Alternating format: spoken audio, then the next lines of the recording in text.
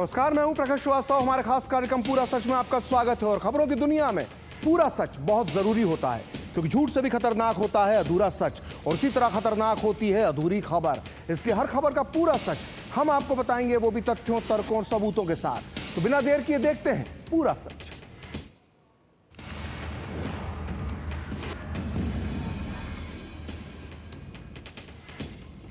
तो गीदड़ भपकी देने के लिए पूरी दुनिया में कोई देश मशहूर है तो वो है पाकिस्तान। और पाकिस्तान के अंदर सबसे ज्यादा कोई बड़ बोली बातें करता है तो वो है उसके जनरल। पाकिस्तान की सेना के अध्यक्ष जनरल आसिम मुनीर ने अपनी इस रवायत का पालन करते हुए आज एक ऐसी बात कही है जिस पर सारी दुनिया हंस रही है। जनरल मुनीर ने कहा है कि बलूचिस्तान में सिर्फ 1500 लोग विद्रोह कर रहे हैं और ये मुट्ठी भर लोग कभी बलूचिस्तान को पाकिस्तान से अलग नहीं कर सकते। जनरल मुनीर को ये बात सुनने के बाद सारी दुनिया के लोग उन्हें 1971 की याद दिला रहे हैं। आज हम आपको बताएंगे कि कैसे साल 2025 में पाकिस्तान में एक बार फिर 1971 पार्ट 2 होने वाला है। आज हम आपको बताएंगे कि कैसे पाकिस्तान खंड खंड होने की राह पर चल नहीं रहा है बल्कि दौड़ रहा है। आज पाकिस्तान के एक नहीं, दो नहीं, 3 नहीं, 4 भी नहीं, बल्कि 5-5 टुकड़े हो सकते हैं। कैसे पाकिस्तान में अलग बलूचिस्तान, अलग सिंधु देश, अलग पठानिस्तान बनाने की मांग उठ रही है। तो देखते हैं पूरा सच पूरे विस्तार के साथ। तो बलूचिस्तान की आवाम पाकिस्तान से आजादी के लिए संघर्ष कर रही है। हजारों बलूच युवा सड़कों पर हैं। बलूच महिलाएं और बच्चे भी पाकिस्तान के खिलाफ इस लड़ाई में पूरी ताकत के साथ डटे हुए हैं और BLA के लड़ाके आजादी के लिए जंग लड़ रहे हैं। लेकिन पाकिस्तान के army chief general Asim Munir का कहना है कि सिर्फ 1500 लोग, जी हां 1500 लोग बलूचिस्तान को पाकिस्तान से नहीं छीन सकते हैं। जनरल मुनीर बुधवार को पाकिस्तान में प्रवासियों के सम्मेलन को संबोधित कर रहे थे। इस दौरान जनरल मुनीर किसी देश के सेना के प्रमुख की तरह नहीं, बल्कि किसी कट्टरपंथी संगठन के मुखिया की तरह भाषण देते नजर आए। उनके भाषण के दौरान स्टेज के नीचे धार्मिक नारे भी लगते रहे। इस दौरान बलूचिस्तान का नाम लेते ही पाकिस्तानी सेना प्रमुख की तिलमिलाहट खुलकर सामने आ गई। बलूचिस्तान में हथियारबंद विद्रोह का जिक्र करते हुए जनरल मुनीर ने बलूच अलगाववादी समूहों को आतंकवादी तक बता दिया, जबकि वो अपनी आजादी की लड़ाई लड़ रहे हैं। हालांकि इस दौरान जनरल मुनीर के चेहरे पर आ रहे हाव भाव उनकी घबराहट को साफ बता रहे थे। जनरल मुनीर ने बलूचिस्तान को पाकिस्तान के माथे का झूमर बताते हुए कहा कि 1500 लोग इसे पाकिस्तान से कभी अलग नहीं कर सकते। पाकिस्तानी आर्मी चीफ यहीं नहीं रुके, उन्होंने बलूचिस्तानी विद्रोहियों को सीधा खून बहाने की धमकी तक दे डाली। यानी वो बलूच विद्रोहियों का खून बहाएंगे ऐसी धमकी दे डाली। पहले आप सुनिए जनरल आसिम मुनीर ने क्या कहा, फिर हम आपको बताएंगे बलूचिस्तान के हालात और वहां पाकिस्तानी आर्मी के जुल्म सितम का क्या है पूरा सच। बलूचिस्तान जो है, जो कि पाकिस्तान की डेस्टिनी है, ठीक है, जो कि पाकिस्तान के माथे का झूमर है। तुम 1500 बंदे कहोगे कि जी हम इसको ले जाएंगे, तुम्हारी अगली 10 नस्लें भी नहीं लेके जा सकती। इंशाल्लाह you will see that we will beat the hell of these terrorists very soon. Balochistan, you think this 1500 people belonging to BLA and BLF and BRA etc. can take away Balochistan from us? लेकिन Pakistani army chief के दावे से पाकिस्तानी पत्रकार ही इत्तेफाक नहीं रखते। वरिष्ठ पाकिस्तानी पत्रकार आरजू काज़मी पूछ रही हैं कि अगर वाकई में बलूच विद्रोही सिर्फ 1500 ही हैं तो उन्हें अभी तक काबू में क्यों नहीं किया जा सका। उन्होंने कहा कि अगर उनके खिलाफ बातचीत नहीं की गई और ताकत का जबरदस्त इस्तेमाल उनके खिलाफ होता रहा तो ये 1971 की गलती दोहराने जैसा कदम होगा। आप भी सुनिए मशहूर पाकिस्तानी पत्रकार आरजू काज़मी ने पाकिस्तानी सेना प्रमुख के बयान पर DD न्यूज से क्या कहा। आर्मी चीफ ने कहा कि जी सिर्फ 1500 ही लोग हैं जो रिवोल्ट कर रहे हैं, तो मुझे नहीं लगता कि सिर्फ 1500 ही लोग हैं, और अगर वाकई में सिर्फ 1500 लोग हैं तो अभी तक काबू क्यों नहीं किया जा सका। लेकिन बात सारी ये है कि अगर आप बीएलए की बात करें तो बीएलए जो है वो सोशल मीडिया का इस्तेमाल भी कर रही है। बीएलए जो है उसके पास जदीद हथियार भी हैं और कहीं ना कहीं से उनको फंड भी मिल रहा है। लेकिन सिर्फ बीएलए की बात नहीं है, बलूचिस्तान के जो आम सिटीजन हैं वो भी इस वक्त गवर्नमेंट और एस्टेब्लिशमेंट से नाराज दिखाई देते हैं, या कह लीजिए फौज से नाराज दिखाई देते हैं। और उसकी वजह मिसिंग पर्संस का इशू है, और जहां जो मिनरल्स वगैरह बलूचिस्तान से निकाले जा रहे हैं उसके ऊपर भी उनको बहुत ज्यादा ऑब्जेक्शन है, जिसके ऊपर ना तो उनसे बात की जा रही है, ना ही उनको बिठाकर और किसी तरीके से इस इशू को सॉल्व करने की कोशिश की जा रही है। मुसलसल ताकत का इस्तेमाल किया जा रहा है, कई बार जो है वो ऑपरेशंस लॉन्च किए जा चुके हैं, और इस वक्त भी जिस तरह की बातें गवर्नमेंट की तरफ से की जा रही हैं या एजेंसीज की तरफ से जिस तरह की बातें मीडिया में आ रही हैं, उससे लगता यही है कि शायद एक बार फिर किसी बड़े ऑपरेशन की तरफ जाया जाएगा, और एक बार फिर जो बलूचिस्तान में किसी ऑपरेशन के जरिए ही इस इशू को सॉल्व करने की कोशिश की जाएगी। जबकि होना ये चाहिए कि उन लोगों के साथ डायलॉग हो, उनके जो इश्यूज हैं, यानी कि जो वहां के रहने वाले हैं बलूचिस्तान के, उनके जो प्रॉब्लम्स हैं उनको जब तक आप हल नहीं करेंगे, और अगर इसी तरीके से ताकत का इस्तेमाल होता रहा तो फिर ये तो सभी जानते हैं कि इससे पहले यही कुछ हमने 71 में भी देखा और बांग्लादेश बन गया। अब वही गलती दोबारा दोहराती हुई ये गवर्नमेंट मुझे फिर लग रही है। तो जनरल सैयद आसिम मुनीर अहमद शाह कुछ भी दावा कर रहे हों, लेकिन हकीकत यही है कि बलूचिस्तान ने पाकिस्तान को 1971 का साल याद दिलवा दिया है। ये वही साल था जब पाकिस्तान से टूटकर बांग्लादेश एक अलग मुल्क बना था। जनरल मुनीर जिस पाकिस्तानी सेना की ताकत पर झूठे कसीदे पढ़ते रहते हैं, अंदर से वो खुद भी जानते हैं कि बलूचिस्तान के बहादुर विद्रोहियों के सामने उनकी सेना घुटनों के बल पर आ चुकी है। जनरल मुनीर के लिए इससे शर्मनाक क्या हो सकता है कि उनके सैनिकों से भरी एक पूरी की पूरी ट्रेन को बलूच विद्रोहियों ने अपने कब्जे में ले लिया और सैकड़ों पाकिस्तानी सैनिकों को मौत के घाट उतार दिया। इसी साल 11 मार्च 2025 को बलूच लिबरेशन आर्मी ने क्वेटा से पेशावर जा रही जाफर एक्सप्रेस ट्रेन को बोलान क्षेत्र में हाईजैक कर लिया था। इस ट्रेन में 500 से ज्यादा यात्री थे, जिनमें से ज्यादातर पाकिस्तानी सैनिक थे, और बीएलए का दावा है कि इस हमले में उसने पाकिस्तान के पूरे 214 सैनिकों को मार डाला था। हालांकि अपना चेहरा बचाने के लिए जनरल मुनीर की सेना ने झूठ बोला और मरने वाले सैनिकों की संख्या बहुत कम करके बताई, लेकिन घटनास्थल के पास दर्जनों ताबूतों की तस्वीरों ने पाकिस्तानी सेना के झूठ की पोल खोल दी। लेकिन यह सिर्फ अकेली घटना नहीं है। साल 2025 के शुरुआती 3.5 महीने बलूचिस्तान में पाकिस्तान के लिए काल साबित हुए। आइए ग्राफिक्स के जरिए समझते हैं पाकिस्तानी सेना का हश्र का जो है वो पूरा सच आखिर है क्या। तो जाफर एक्सप्रेस हाईजैक के 4 दिन बाद यानी 16 मार्च को बीएलए ने नौशकी, एक इलाका है पाकिस्तान में, बलूचिस्तान में, वहां पाकिस्तानी सेना पर आत्मघाती हमला किया। बीएलए ने दावा किया कि इस हमले में 90 पाकिस्तानी सैनिक मारे गए हैं। इतना ही नहीं, 15 अप्रैल 2025 को मस्तुंग जिले में सुरक्षा बलों के वाहन को निशाना बनाकर एक हमला हुआ, जिसमें 3 पाकिस्तानी सैन्य अधिकारियों की मौत हो गई और 18 जो थे वो घायल हो गए। वहीं 24 फरवरी को बलूच स्वतंत्रता सेनानियों ने बलूचिस्तान में एक चीनी कंपनी की माइनिंग साइट पर हमला किया, जिसमें माइनिंग उपकरण, ट्रक और लोडर जलाए गए। जबकि 14 फरवरी 2025 को हरनोई जिले में एक बस में विस्फोट हुआ, जिसमें चीन की जो खदान थी, जो चीनी कंपनियां, चाइनीज कंपनियां वहां पे माइनिंग का काम करती है, उसमें काम करने वाले 10 से ज़्यादा कोयला खनिकों की मौत हो गई और 6 घायल हुए। वहीं 31 जनवरी को मंगोचर में पाकिस्तानी सुरक्षा बलों और बलूच उग्रवादियों के बीच मुठभेड़ हुई, जिसमें 18 सुरक्षा कर्मी मारे गए। तो ऐसा आतंक मचा हुआ है और बलूचिस्तान पाकिस्तानी सेना का कब्रिस्तान बन गया है। तो बलूचिस्तान में आज़ादी की मांग करने वाले कई संगठन हैं, मगर बलूचिस्तान लिबरेशन आर्मी यानी बीएलए सबसे खतरनाक और ताकतवर संगठन है। इसके लड़ाकों ने पूरी पाकिस्तानी सेना की नींद उड़ाकर रख दी है। वैसे तो बीएलए 70 के दशक में अस्तित्व में आया था, लेकिन इसकी असली ताकत साल 2000 के बाद दिखी है। इस संगठन का जन्म पाकिस्तानी सेना के बलूचिस्तान में किए गए जुल्म के खिलाफ बदला लेने के लिए किया गया है और पाकिस्तानी सेना ने सालों से बलूचिस्तान में चलाए गए ऑपरेशन में हजारों बेगुनाह बलूचों की हत्या की है और वहीं हजारों बलूच अब भी लापता हैं। पाकिस्तान सरकार ने बलूचिस्तान लिबरेशन आर्मी को 2007 में आतंकी संगठनों की सूची में शामिल किया था। आइए आपको बताते हैं कि जिस बीएलए को सिर्फ 1500 की संख्या का जनरल आसिम मुनीर बता रहे हैं, आखिर वो कितनी बड़ी बला है। देखिए, बलूचिस्तान लिबरेशन आर्मी का आधिकारिक गठन साल 2000 में हुआ था और साल 2000 से ही बीएलए ने बलूचिस्तान के कई इलाकों में सरकारी इमारतों और सुरक्षा बलों पर हमलों का सिलसिला शुरू किया।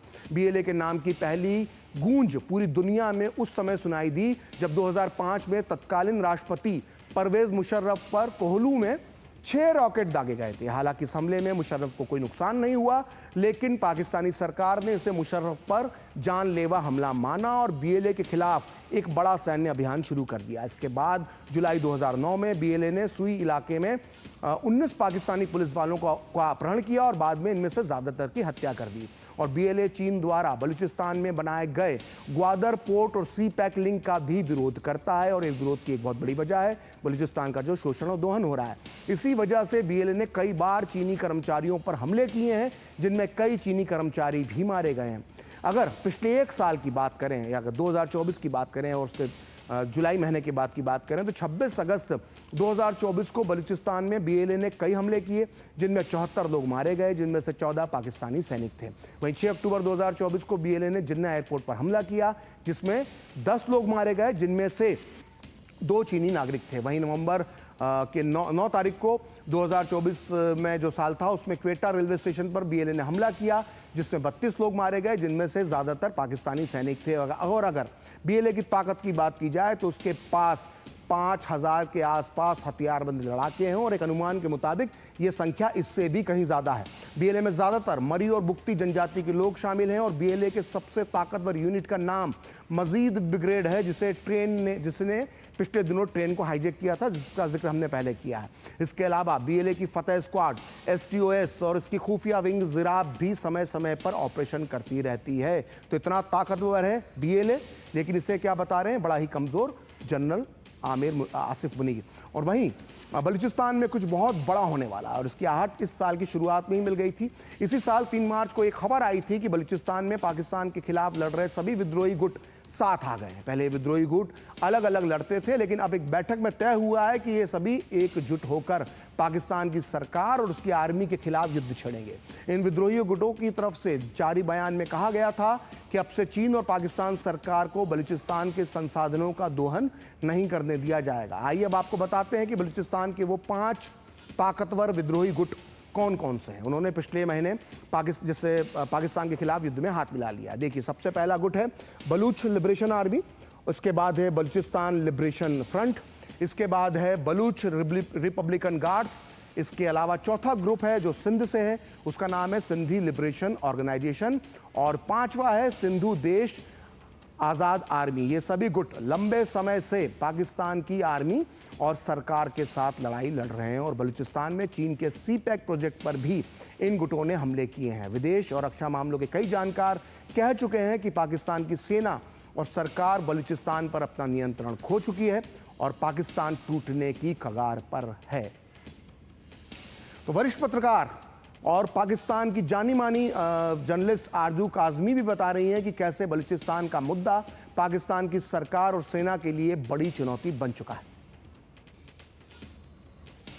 बलूचिस्तान का जो कह लीजिए प्रॉब्लम जो चल रही है, बलूचिस्तान के जो इश्यूज हैं, वो यकीनन पाकिस्तान की गवर्नमेंट और पाकिस्तान के इदारों के लिए एक बहुत बड़ा चैलेंज बन चुका है। और इस वक्त जैसे हम देख रहे हैं कि बीएलए के अटैक्स भी चल रहे हैं, वहां पर सी पैक जो है उसके ऊपर भी काम ठीक से नहीं हो पा रहा। और यहाँ से लग ये रहा है कि यहाँ पे जो इस्लामाबाद में जो एक मिनरल्स की एक कॉन्फ्रेंस की गई थी और कहा यह जा रहा है कि ज्यादातर मिनरल्स जो है वो जाहिर है कि केपीके और बलूचिस्तान से ही निकलते हैं और गवर्नमेंट चाहती है कि कई कंट्रीज के साथ वो कोई कॉन्ट्रैक्ट करें और इन मिनरल्स के बारे में, ताकि आगे की तरफ काम किया जा सके। लेकिन जिस तरीके तरीके से BLA के अटैक्स चल रहे हैं और बलूचिस्तान के लोग नाराज हैं, उसको देखते हुए लगता नहीं है कि ये लोग इतनी आसानी से ये काम कर पाएंगे। बहरहाल एक बहुत बड़ा चैलेंज है जो इस वक्त गवर्नमेंट के सामने है और कोई रास्ता इनको फिलहाल मुझे लगता है दिखाई नहीं दे रहा जिससे कि ये बेहतर तरीके से बलूचिस्तान के इश्यूज को हैंडल कर पाए।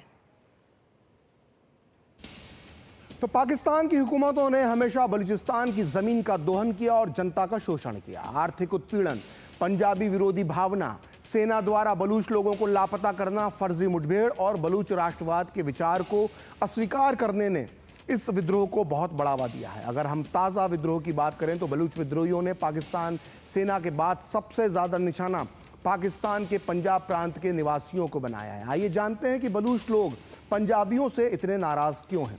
बलूचों का आरोप है कि उनके प्राकृतिक संसाधनों का इस्तेमाल पाकिस्तान सरकार की तरफ से किया जाता है, लेकिन स्थानीय लोग गरीबी में जीने को मजबूर हैं। बलूच लोगों का मानना है कि पाकिस्तान के पंजाब प्रांत के लोग बलूचिस्तान के संसाधनों का फायदा उठाते हैं, यानी पंजाबी लोग बलूचिस्तान में आर्थिक अवसरों का फायदा उठा रहे हैं, जबकि बलूच लोगों को जो है वो पीछे धकेला जा रहा है। इसके अलावा एक बड़ी वजह और भी है और वो ये है कि बलूचों पर पाकिस्तानी सेना का दमन चक्र जो हाल के दिनों में और ज़्यादा बढ़ गया है। और एमनेस्टी इंटरनेशनल के मुताबिक पाकिस्तान में 2011 के बाद 10,000 से ज़्यादा बलूच लोग लापता हैं, जबकि बलूच लोग ये आंकड़ा इससे भी कहीं ज़्यादा मानते हैं और लापता लोगों में ज़्यादातर युवा हैं। और पाकिस्तानी सेना पर बलूचिस्तान के युवाओं को अगवा करने के आरोप हैं। और बलूचिस्तान में आज़ादी की मांग इसलिए भी उठती रहती है क्योंकि इनकी भाषा, इनकी संस्कृति पाकिस्तान से अलग है। इस इलाके के लोग बलूच भाषा बोलते हैं, जबकि पाकिस्तान में उर्दू और पंजाबी का दबदबा है। इस इलाके के लोगों को डर है कि पाकिस्तान उनकी भाषा, उनकी संस्कृति को ख़त्म कर देगा। वहीं दूसरी तरफ पाकिस्तान के बनने के बाद से ही पंजाब प्रांत देश की राजनीति पर हावी रहा है और राजनीति के अलावा भी पाकिस्तान की सेना, न्यायपालिका और नौकरशाही में भी पंजाबियों की पकड़ या पंजाबियों का कब्जा हमेशा से रहा है। तो बलूचिस्तान की समस्या बहुत गहरी है। बलूचिस्तान जल रहा है, हालात बेहद ख़राब हैं। पाकिस्तानी सरकार और सेना बलूचिस्तान में लगातार अपना कंट्रोल खोती जा रही है, लेकिन पाकिस्तान के आर्मी चीफ को बलूचिस्तान में हो रहे विरोध प्रदर्शन अफवाह लग रहे हैं। तभी तो वो इसे सिर्फ 1500 लोगों की मांग बता रहे हैं और दावा कर रहे हैं कि सिर्फ 1500 लोग बलूचिस्तान को पाकिस्तान से नहीं छीन सकते हैं। ये बिल्कुल उसी तरह का बयान है जैसा बयान 1970 में तत्कालीन पाकिस्तानी आर्मी चीफ याह्या खान ने दिया था, जो पाकिस्तान के तानाशाह थे और राष्ट्रपति थे। जब पूर्वी पाकिस्तान, जो बांग्लादेश है, उसके लोग आज़ादी के लिए पाकिस्तान के लिए लड़ रहे थे, तब जनरल याह्या खान ने ऐसा बयान दिया था। तब याह्या खान सेना प्रमुख थे, राष्ट्रपति भी थे। उन्होंने ये दावा किया था कि पूर्वी पाकिस्तान के लोग पाकिस्तान से अलग नहीं होना चाहते हैं और ये सिर्फ एक अफवाह है। लेकिन हुआ क्या था ये सबको मालूम भी है, इतिहास में दर्ज भी है। 1971 में बांग्लादेश ने जंग लड़कर पाकिस्तान से आज़ादी हासिल कर ली थी, मगर जनरल मुनीर के बयान से लग रहा है कि पाकिस्तानी सेना 1971 की मानसिकता से अब भी बाहर नहीं निकली है, क्योंकि पुरानी जो आदतें हैं वो कभी नहीं बदलती हैं। आप भी सुनिए याह्या खान ने 1970-71 में क्या दिया था बयान। Separatism? I do not believe that people of East Pakistan want to separate from West Pakistan. They are the majority people of Pakistan. How should a majority separate from a minority? If you hear these notes, if you hear these rumblings, let me assure you, this is not the real voice of my people. तो general Yahya Khan की तरह general Munir भी भले ही बड़े बड़े दावे कर रहे हो, लेकिन आज एक और बुरी खबर उनके लिए और पाकिस्तान के लिए खैबर पख्तूनख्वा से आई है। सरकार के एक फैसले के खिलाफ खैबर इलाकों में पश्तूनों के बीच बगावत की चिंगारी भड़क गई है। यहाँ सरकार एक खदानों से जुड़ा एक विधेयक लेकर आई है, जिसके बाद माना जा रहा है कि पश्तूनों के सारे प्राकृतिक संसाधन विदेशी कंपनियों के कब्जे में चले जाएंगे। यहाँ बड़े पैमाने पर संगमरमर, ग्रेनाइट, चूना पत्थर, जिप्सम, तांबा, कोयले के अलावा पन्ना और कई कीमती रत्नों की खदानें हैं। अब ताज़ा सरकारी फैसले के बाद पश्तूनों ने बोल दिया है कि वो पाकिस्तान का उपनिवेश यानी कॉलोनी बनकर नहीं रहेंगे। दरअसल खैबर और वजीरिस्तान के लोग लंबे समय से पाकिस्तान से अलग होने की मांग कर रहे हैं और इनके हक में आतंकी संगठन तहरीक तालिबान पाकिस्तान पूरे देश में लगातार आतंकी हमले कर रहा है। और पाकिस्तान के लिए सबसे खतरनाक बात यह है कि टीटीपी के सर पर अफगानिस्तान के तालिबान का हाथ है और तालिबान और पाकिस्तान के बीच तनाव की असली शुरुआत 2007 में लाल मस्जिद ऑपरेशन के बाद से शुरू हुई थी। इस्लामाबाद स्थित लाल मस्जिद पर इस्लामिक कट्टरपंथियों का कब्जा था और आतंक के सेंटर से आतंकवादी संगठनों को समर्थन मिलता था, जबकि लाल मस्जिद के छात्रों को की जो आतंकी हरकतें थीं वो हद से आगे बढ़ गई थी। तो 3 जुलाई 2007 को पाकिस्तान की सेना ने लाल मस्जिद को चारों तरफ से घेर लिया और पाकिस्तान सेना ने अपनी इस मुहिम को ऑपरेशन साइलेंस का नाम दिया था। इस ऑपरेशन में 100 से ज़्यादा लोग मारे गए, जिनमें सेना के जवान और मस्जिद में बैठे आतंकी भी शामिल थे। लाल मस्जिद ऑपरेशन के बाद पाकिस्तान में इस्लामी कट्टरपंथियों ने तत्कालीन राष्ट्रपति परवेज़ मुशर्रफ के खिलाफ मोर्चा खोल दिया और उसके बाद पाकिस्तान में तहरीक तालिबान पाकिस्तान यानी टीटीपी का जन्म हुआ, जिसने पाकिस्तान में आतंकी हमलों की झड़ी लगा दी।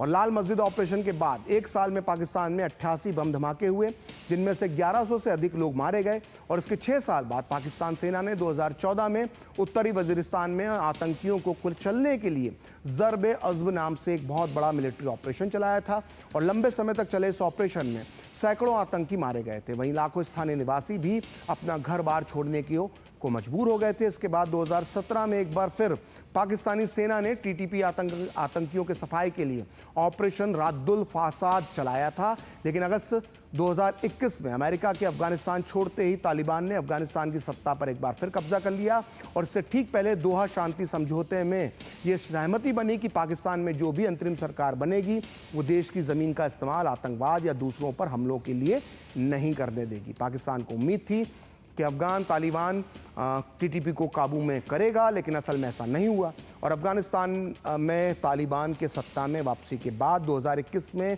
कई गुटों में बटा टीटीपी एक हो गया और सभी गुट मिलकर पाकिस्तान को निशाना बनाने लगे। 2021 में पाकिस्तान सरकार और टीटीपी के बीच सीज़ फायर का समझौता भी हुआ, लेकिन वो ज़्यादा दिन नहीं चल सका और टीटीपी के हमले बढ़ने के बाद पाकिस्तान वार्ता से ये कहते हुए हट गया कि किसी भी स्तर पर बातचीत अब टीटीपी के आत्मसमर्पण के बाद ही होगी। पाकिस्तान का आरोप है कि टीटीपी लड़ाकों को पड़ोस की तालिबान सरकार पनाह दे रही है। हालांकि अफगान तालिबान ने हमेशा इन आरोपों को खारिज किया है। तो ये है वजीरिस्तान और खैबर पख्तूनख्वा की स्थिति, जो पाकिस्तान से अलग होना चाहते हैं। तो पाकिस्तान का बलूचिस्तान नहीं, खैबर ही नहीं, बल्कि सिंध भी विद्रोह और अलगाववाद की आग में उबल रहा है। सिंध सूबे के सिंधी बीते 7 दशकों से अपने लिए अलग सिंधु देश की मांग कर रहे हैं। अब यह आंदोलन भी जोर पकड़ने लगा है। पाकिस्तानी सरकार और सेना के जुल्म सितम के खिलाफ वो अक्सर अपनी आवाज़ बुलंद करते रहते हैं।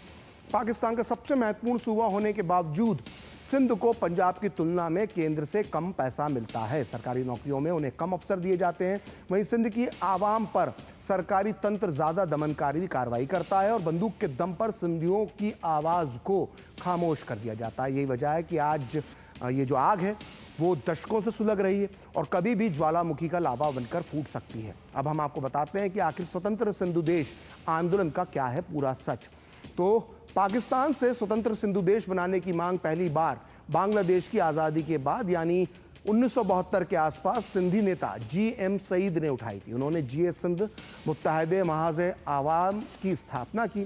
बाद में कुछ और अलगाववादी संगठन इस बैनर के तले जमा हो गए और नए संगठन का नाम रखा गया GA सिंध मुत्तहिदा महाज़। इन्होंने न सिर्फ सिंधु देश आंदोलन की नींव रखी, बल्कि जीवन भर वह सिंध के लोगों की पहचान और अधिकारों की लड़ाई लड़ते रहे। GM सईद की नज़र में पाकिस्तानी हुकूमतों का रवैया सिंध विरोधी था, लिहाजा उन्होंने इसका विरोध किया और इस वजह से उन्हें ज़िंदगी के लगभग 35 साल, जी हाँ 35 साल नज़रबंदी में बिताने पड़े और 1995 में नज़रबंदी के दौरान ही कराची में उनकी मौत हो गई। साल 2000 में GA सिंध मुत्तहिदा महाज़ का शफी मोहम्मद बराफत के नेतृत्व में फिर से गठन हुआ और उन्होंने राजनीतिक धड़े के साथ ही हथियारबंद धड़े को भी खड़ा किया। इसका नाम था सिंधु लिबरेशन आर्मी, जिसके बाद विद्रोह और तेज हो गया।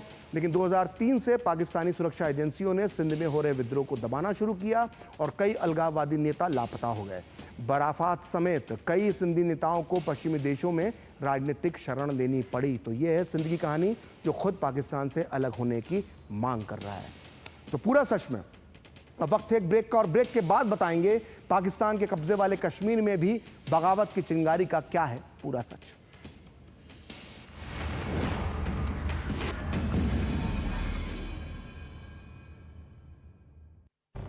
अब आया असली स्वाद। अब आया स्वाद। जब स्वाद के पड़े हो लाले तो MDH का चंकी चाट मसाला डालें। MDH का चंकी चाट मसाला।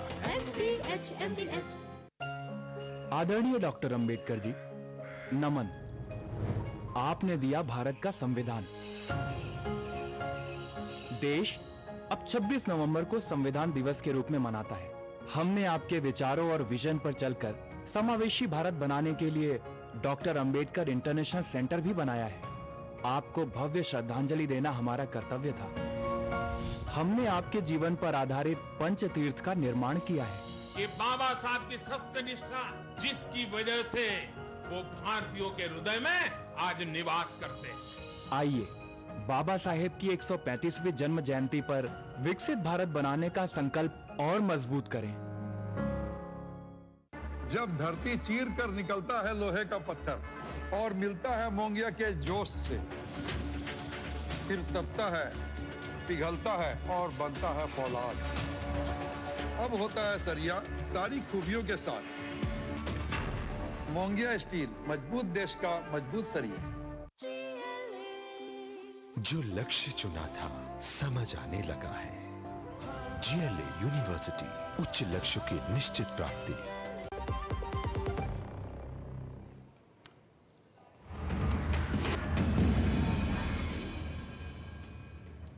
ब्रेक के बाद पूरा सच में आपका फिर से स्वागत है। तो पाकिस्तानी सेना प्रमुख आसिम मुनीर की सोच से साफ हो जाता है कि पाकिस्तान ना तो शांति स्थापित करना चाहता है, ना ही आतंकवाद पर लगाम लगाने का उसका कोई इरादा रखता है। सैयद आसिम मुनीर के बयानों ने से पाकिस्तान का कट्टरपंथी चेहरा फिर दुनिया के सामने बेनकाब हो गया है। पाकिस्तानी प्रवासियों के सम्मेलन को संबोधित करने के लिए जब जनरल मुनीर मंच पर आए तो वे किसी प्रोफेशनल आर्मी जनरल की तरह नहीं, बल्कि एक मौलवी की तरह खुतबा पढ़ते नजर आए।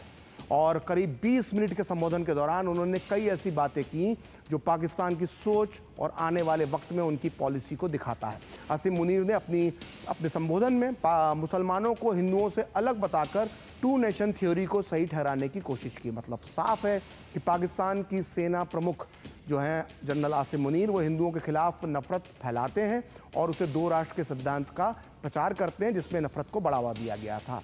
और 1971 में ये नाकाम हो चुकी थी 2 नेशन थ्योरी, क्योंकि बांग्लादेश भाषा के आधार पर पाकिस्तान से अलग हो गया था। उनका कहना है कि बच्चों को इस तरह की झूठ सिखाए जाने चाहिए, क्योंकि इससे युवाओं का दिमाग खराब करना आसान हो जाता है। आप भी सुनिए पाकिस्तानी सेना प्रमुख आसिम मुनीर के खुतबे की चंद लाइनें। Well, our forefathers, they thought that we are different from the Hindus in every possible aspect of life. Our religion is different. Our customs are different. Our traditions are different. Our thoughts are different. Our ambitions are different. That was the foundation of the 2 nation theory that was laid there. That we are 2 nations. We are not one nation. So because of that, our forefathers, they struggled, mounted that incessant struggle to create this country. तो आज पूरा सच में इतना ही। कल फिर होगी आपसे मुलाकात अपने इस खास कार्यक्रम पूरा सच में किसी और मुद्दे की पड़ताल के साथ। तो मुझे और मेरी पूरी टीम को दीजिए अनुमति। नमस्कार।